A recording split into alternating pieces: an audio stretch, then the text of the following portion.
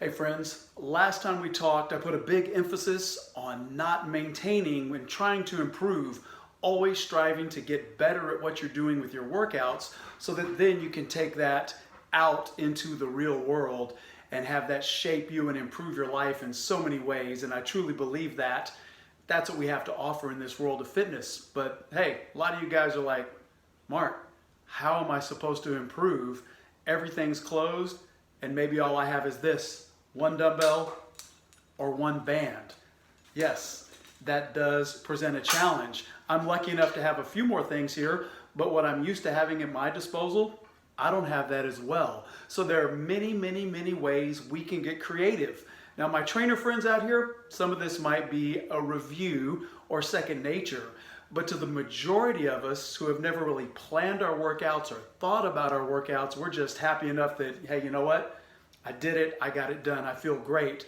I hope that I can leave you with a few tips. So even if, hey, it's one dumbbell, a kettlebell, a band, whatever it is, you can add and you can keep improving. So the simplest measure always, if I can't add weight, if all I have is one dumbbell, is just to add repetitions. And that's not wrong, but I want to ask you a question. Have you ever done a set of 30, 40, 50 repetitions in a row? Either on your own as a challenge or with a trainer or a class? What are you doing for those first 20, 30 repetitions? Going through the motions, wondering what you're going to do and how you're going to get to those last 10, right? I do it as well. So there's mental fatigue. There's the psychological issue that comes with doing extremely high reps. And honestly, I will never say never. Nothing at this point in time in fitness is wrong because we live in a country where 80% of us do not exercise. So hey, do all the reps you want, do anything you want, just do something. But at the end of the day, the return on the investment right here, if I just continue to add reps till I'm doing 80, 90, 100 repetitions here, I'm not gonna get a lot of bang for my buck. So let's talk about a few other things. One of the simplest things you can do to make a lightweight more challenging is change the speed. Now for most of you who are newer or kind of on again, off again exercisers, the first thing I want you to try to do is slow down your repetition speed. Adding control, what you may hear termed as time under tension, moving the weight slowly in both ways can make this lightweight feel heavy. And so it's a great option to keep those repetitions lower and more challenging. If you need to try it out, even without equipment, take a set of push-ups and instead of doing 40 or 50, do 8 repetitions, but try to take 8 seconds down, 8 seconds up, and see what that feels like.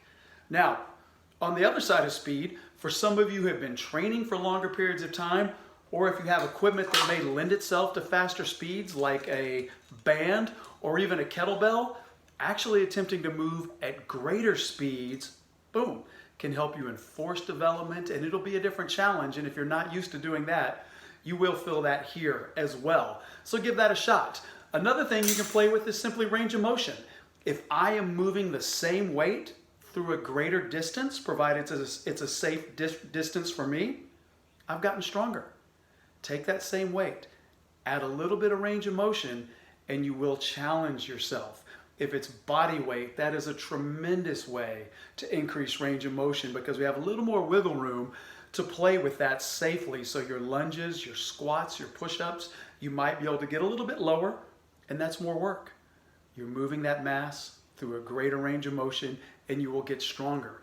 And finally, let's think about just changing your base. Some of you right now, you do have a weight bench at home, or maybe you're exercising in a chair in the kitchen.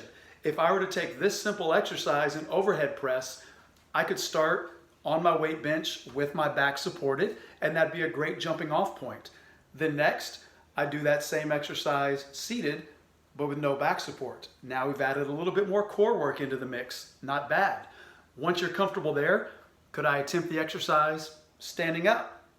Now we've added a little more stabilization through the hips. My whole body, my feet are in contact with the ground. It's a different challenge. And then finally, I could split that stance. I could put one foot in front of the other, or even add squats and lunges into that same motion. So we know the more muscles that are moving at once, the greater the benefit is going to be. So give that a shot. See what you can do with one simple weight. Now, the easiest way to construct that, and I'll leave examples down below, is maybe vary that workout through the week, because with limited equipment, yeah, the brain may want to shut down on us from time to time. So pick one day. Sure, challenge yourself with the high reps. Take a day off if you need to. The next day you come back. Challenge yourself with very slow reps. Then come back another day, add speed, and then finally another day, play with that range of motion. Get creative, get inventive, change that base, and see what you can do. Because everything you do right now is going to make you stronger, and that's going to be our goal. Hit me up with a message if you have questions. I can't wait to see you guys again.